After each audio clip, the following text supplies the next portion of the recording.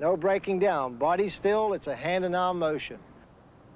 Another way of practicing this shot is exactly the same way as I showed you with the lob shot. We throw away our club, pick up a ball. Remember in the lob shot, I was teaching you with the hand-eye coordination about releasing the ball a little later, which creates a high soft flight. This time we want to release the ball a little flatter. And flatter I mean by at the bottom of our arc, of our hand swinging through. It's just exactly the same as a chip. Your chip shot with a golf club, your right hand went down the line, your back of your left hand went down the line. Same deal. Put the ball in our palm of our right hand. Hand behind our back, take a normal chip shot stance and release it. And the ball will roll and roll like a chip. Hand-eye coordination. One thing you'll notice with those 3 chip shots, or the first two chip shots I made, they went past the hole. Be aggressive when you chip.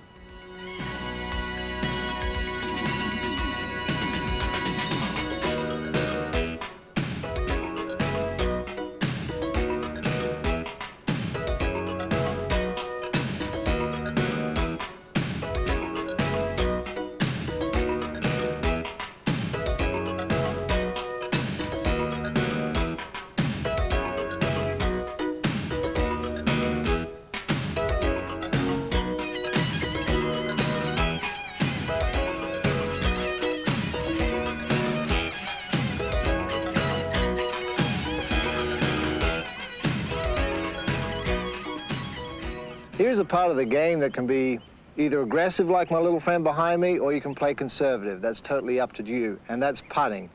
Putting is probably the most individualistic part of the game. You've got to do it yourself. You've got to feel it yourself. A lot of people say to me, Greg, why do you putt with the ball off your toe and with such an open stance? Now let me tell you why. Because I like to feel continuity in my game. Get the same sort of feeling and motion in the game for yourself every time, time in, time out. So that is the reason why I like to put the ball off the toe of my putter. I put my hand down first, get my putter to the spot where I'd like the ball to go start its break, and then I take my position, still looking at that spot. Continuity, love it. So let's just talk a little bit about putting itself. Putting basically all feel. It's feel in your hands, whether you're a wrist putter like Billy Casper, or you're an arms putter like Ben Crenshaw. It's totally up to you. One of the most crucial parts of it, though, is always remember the back of the left hand or your top hand, keep it going towards the hole. Just remember that little tip, back of the left hand towards the hole. If your left hand breaks down, if the left hand breaks down by the right hand coming past your left hand, becoming a little more dominant, you're going to get a little kink in your wrist here. The putter blade is either going to be hooked at impact or it's going to be a little bit open. So therefore, we're not going to get a nice, smooth, straight end-over-end roll. Now let's get to the grip. The hands on the putter grip have got to be very soft. You've got to feel the putter grip. Now your grip location, right, may be any way you like. I've seen putters who take their natural golf swing grip and putt with the same grip. A lot of players, though, do the overlapping grip. This grip here, where the first finger of the left hand or the top hand goes down the shaft. And the reason why they do that is they sort of make this finger become a brace. Remember I was talking to you about keeping the back of the left hand firm? Well, this is what this finger does. When you put that finger down the shaft, it sort of acts like a brace. It locks up your back of your wrist here, and then from there, your left forearm can continue going to the target. So that's why they put the finger down there. I've seen a lot of players putt like this. So they're locking up everything, so all they're doing is using a shoulder action. Fine if it works for them. I myself believe that this finger just sits there and floats. I don't really try and put any pressure in this finger at all. I just let it float there. As a matter of fact, the better I putt is the softer this finger is on the grip. Sometimes I even intentionally take it off. So that creates a nice, smooth, soft feeling through the ball for me. A grip is very, very individualistic. Experiment yourself. But, you know, just feel. I mean, you can hit 10, 15 putts one way. If it doesn't feel any good, you'll know how to pitch it out. Just forget about it. Then go and work on something else.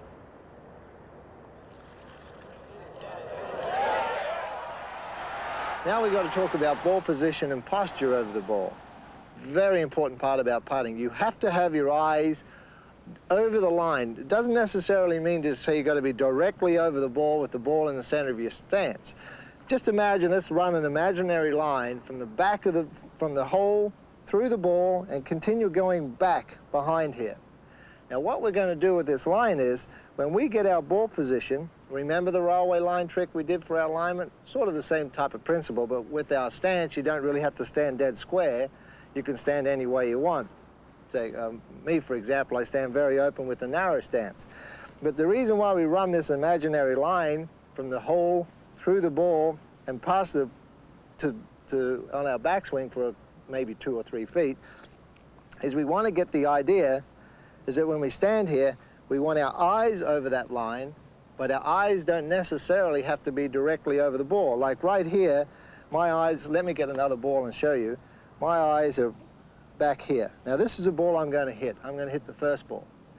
But I want my eyes to be behind the ball. So the reason why I do that is I'm looking down the line. I can see much easier. When I tilt my head this way, I get a great visual effect. I can see the line. Now if I'm directly over the ball, I have to sort of look up and I have to change my body motion. When you start moving your body just a little bit, it's hard to get it back in the identical place. So a good little point here we've got to think about is when you're looking down the line, just swivel your head. Don't move your body. Just turn your head, look at the line, turn your head back. Try and keep your body as still as you can. So that's the reason why alignment and head position is crucial. Let me show you another point. When you're standing over the putt, have another ball in your hand like this. Take your normal address position, right? And without hitting it, just stay there. Put the ball up between your eyes and just drop it. And where it lands is exactly perpendicular to where your eyes are going to be aligned. So my eyes actually hit the second ball, but my eyes were directly down the line. Good little tip, you can practice this at home on the carpet just by running a piece of string down there. Don't go getting a big piece of crayon and running it down mum or dad's carpet. That's going to be bad. So just put your imaginary line down there and just practice getting your eyes in location. Another little tip you can practice with your stroke. Maybe sometimes you have a bad problem of looping your stroke. A loop is where you take the putter on the outside of the line and either bring it back the same way and you cause a cut stroke, or you take it inside the line and come back over the top, and that's how you trap the putt. You hit the ball left straight away and it's got a right to left spin and you'll never make a putt. So the way to practice is in the hotel room, at home on the carpet, put your putter up against the wall and just take your putter back along the wall. And now you'll feel whether you're going outside the line or whether you're coming inside the line. Sooner or later, your putter is going to have to leave the wall because there's a natural arc in your swing. It's just the same as your golf swing. You're going to go back to a point, the putter's going to come away from the wall. But that point's going to be, depending on the length of your putt, of course, is going to be about 6 or 7 inches. So just practice that.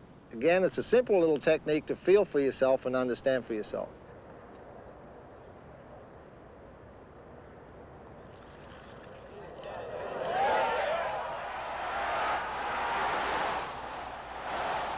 Another important thing about putting is alignment. Of course, if you don't read the putt the right way, you're not going to make it. If you don't hit it at the right speed, over the right mark on the green, again, you're not going to make it. So let's talk a little bit about alignment. When you get down behind the ball, or you see on television, the professional golfer looks from both sides, maybe even from 4 sides. What we're actually doing is taking in the terrain of the ground. Like when we get down behind the ball here, for example, I'm going to line myself up directly behind the ball, and I'm looking for a spot. Okay, you're going to say, now why a spot? I'm a spot putter. I look for a mark on the green where it's going to be at the apex of the break. In other words, it's the highest point of the break. So I'm going to aim at that point. Now, if I aim there and hit it at the right speed, I know the ball's going to get there and then start looking for the hole. And that's what we want. Another simple little tip, I suppose, or thought that you can think about when you're lining up a putt. I guess the hardest putt to make is a dead straight putt because you're aiming at the center of the hole. So in other words, you're only using half the hole. If you pull it, you've only got half the hole. If you push it, you've only got half the hole again. When you've got a breaking putt and you're aiming for a point somewhere, you're going to use the whole hole because when the ball starts breaking towards the hole, you've got the full cup to go into.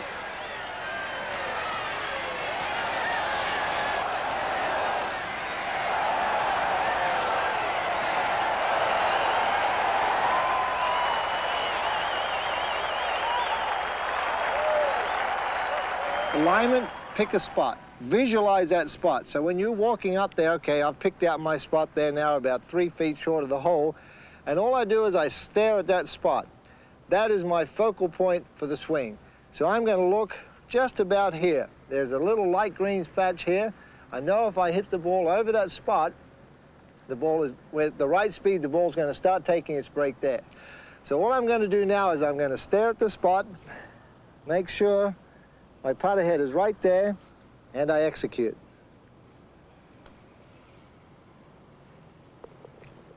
One thing people don't think about when they putt is breathing. Very important part. If you take a breath in as you're taking the putter back, your body's going to move up. If you're breathing out as you're coming down, again, you're going to get body movement.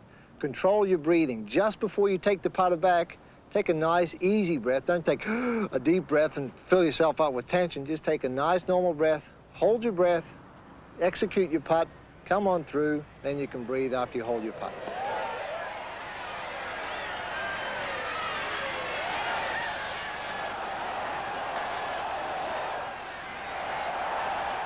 So far, we've been talking about putts that may be inside 10 feet, 12 feet, or whatever. You know, the crucial putts. The other side of the putting is the long putts. I mean, how many times we're not always going to knock it inside 15 feet on every shot into every green. We're going to have some 100-footers, maybe 150 feet sometimes, maybe 60-footers. They're the putts that I see very few people actually practice. Now, if you practice those putts a lot, you're going to develop feel in your putting. And, you know, if you can roll a 60-footer or a 100-footer within a 3-foot radius of the hole, that is great feel. Considering you got break, you got different grain to putt over a 60 or 70 feet of ground, the grain is going to be different. So what you're doing is you practice your feel. Don't try and make these putts, because if you do make one, you're going to say, yeah, okay, I tried to make it, but in actual fact, it was a fluke, right? You know, that, I even admit that. Lots of times I'm trying to get the ball close to the hole so I don't 3-putt. 3-putt is the worst thing you can do in the game, because you can hit a good shot, and you're going to lose the idea why you hit a good shot, because I made a silly mistake of 3-putting. Long putts, don't be so aggressive. The 10 and 15 footers, the ones you know you can make, be aggressive. The longer ones, try and get them within a circle. Either the longer the putt, obviously give yourself a little bit more leeway with your circle. Feel the ball to the hole. Don't try to make them. Now, the other important thing about the long putt is, same as the 10 footers, 12 footers, remember the back of the left hand to the hole?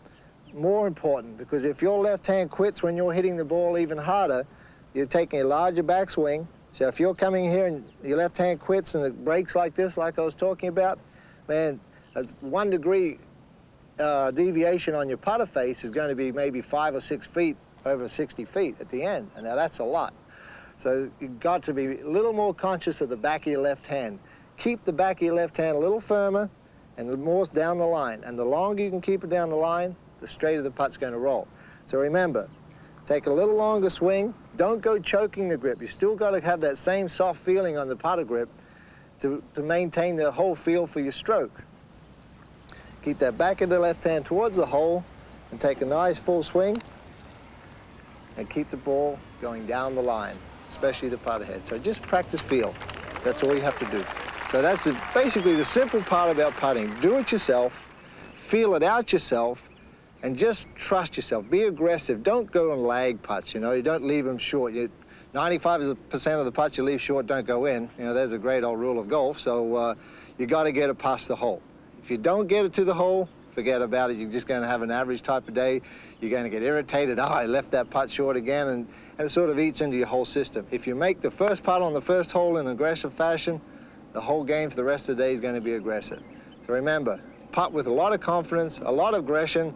I don't know whether my little friend's still behind me, though, but I think he's still checking me out here, getting a free lesson. But just like him, take it easy, smooth. But when you want to make it, like he's trying to catch a fish or eat a fish, he's aggressive. He's going to go after it. Same principle. All right, you're going to enjoy your putting from now on.